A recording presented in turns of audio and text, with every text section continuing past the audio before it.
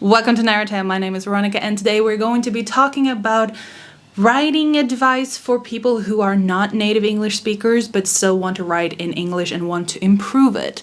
That was a mouthful, but here we are. A while ago, my best friend mentioned that she was looking for writing advice online, and she found that the advice sphere, if you will, was very US-centric and very native-centric. So here we are, my best advice for non-native English speakers who wants to write in English as a non-native English speaker myself.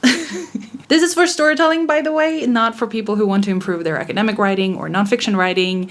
This is a place for storytelling. Fiction, that's everything for me. So if you're looking to improve those aspects, there are other videos for you.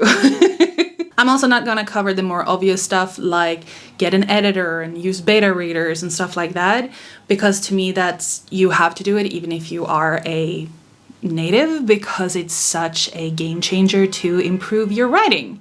And if you are dead set on not using it, can't help you. Even native English speakers should be using editors and beta readers, and no, you are not special enough to not need them. With that out of the way, let's move into the actual advice stuff. And the first one really is to just accept that you're going to mess up.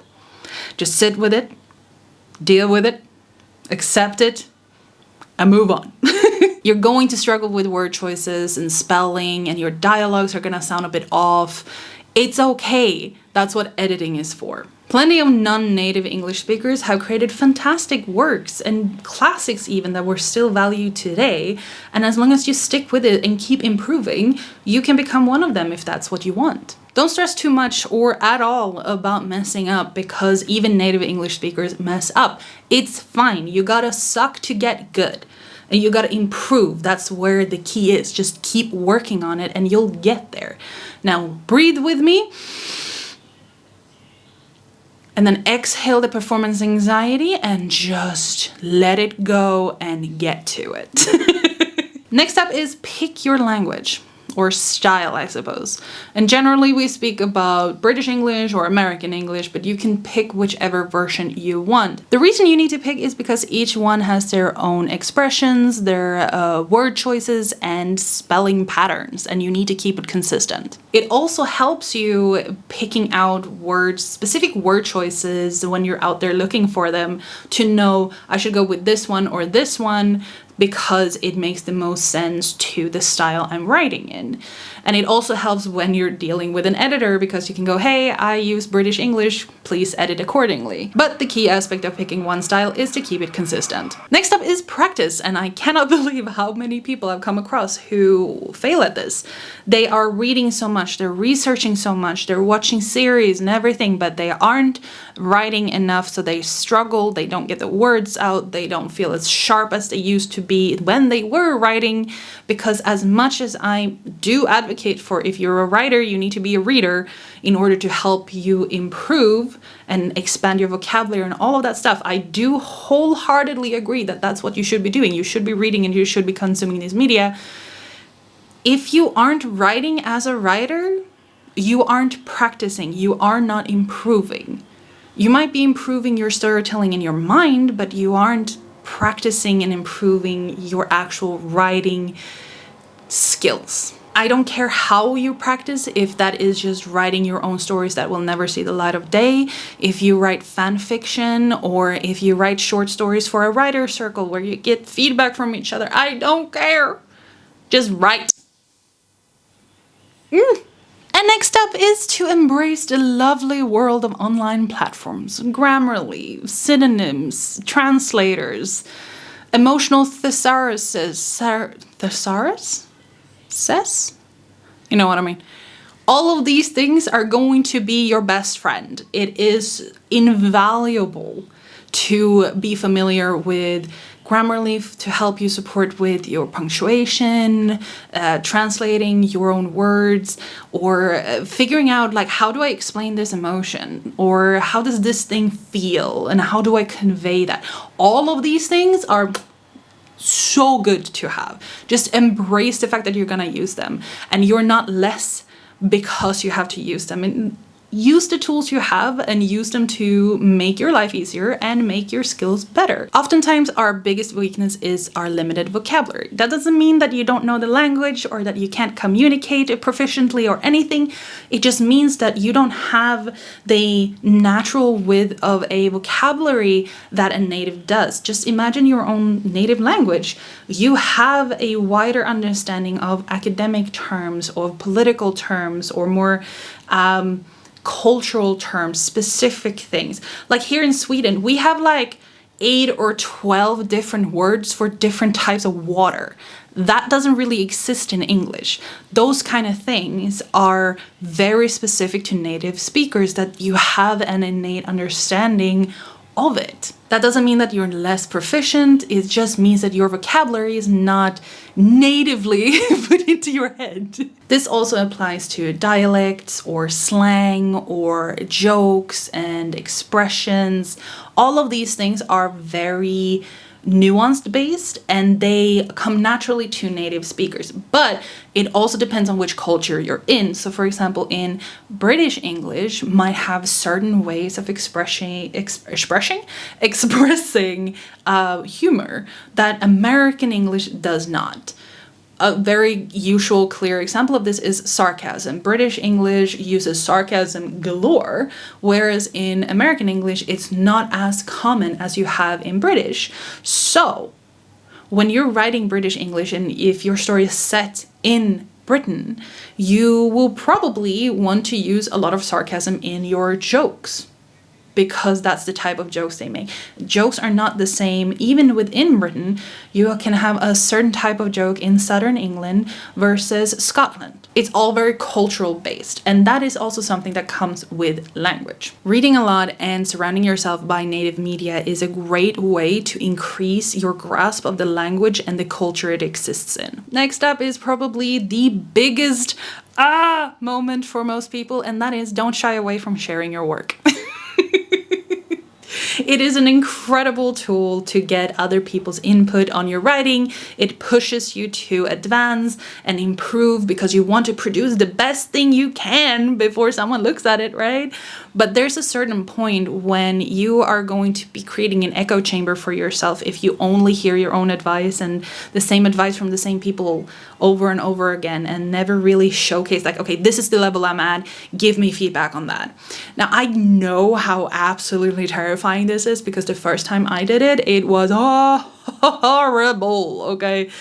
We're talking nausea, we're talking I didn't eat, I barely dared to go through with it, but I did it. I did go through with it. And then I did it again and again and again. And it became easier with each step because I realized, like, I'm not dying because someone thought that my writing was mediocre or shit for that matter. It doesn't really matter. But eventually it reached a point where it's a great tool for me to get input from others about what level I'm at. Have I not managed to convey this one thing, or have I really been able to convey this other thing? I highly encourage it, no matter if it's with a friend or if it's a local writers group or even fan fiction. Like, if you need to practice getting feedback, write fan fiction and get comments that way. It's all about building up the momentum and your comfortability with it.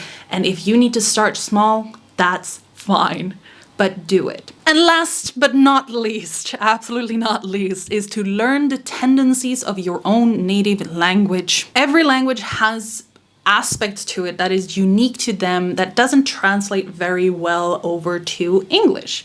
And you need to be aware of them in order to make a conscious decision of whether to include them or not. For example, my language, my native language, Swedish, we have the word därför.